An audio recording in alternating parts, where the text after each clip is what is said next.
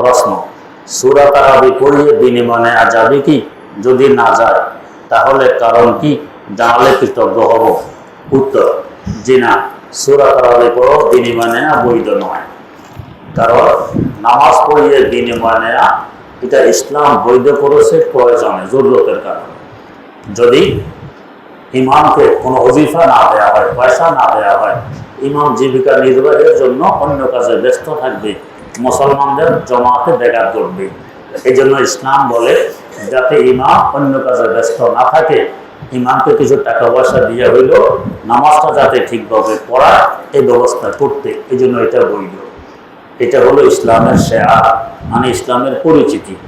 জামাত দ্বারা মানুষ বুঝে, আজান দ্বারা বুঝে এখানে ইসলাম আছে, মুসলমান আছে। এবারে আসুন, তারাবির নামাজ পড়া হয় এশার নামাজের পর। তো এশার আজানে, এশার জামাতে পরিচয় দিয়ে দিয়েছে ইসলাম এখানে আছে, এটা মুসলমানদের বসতি। এখানে মুসলমানরা জামাতে নামাজ পড়ে, ইসলামের শেয়ার হেফাজত হয়ে গেছে এশার আজান এবং জামাতের মাধ্যমে।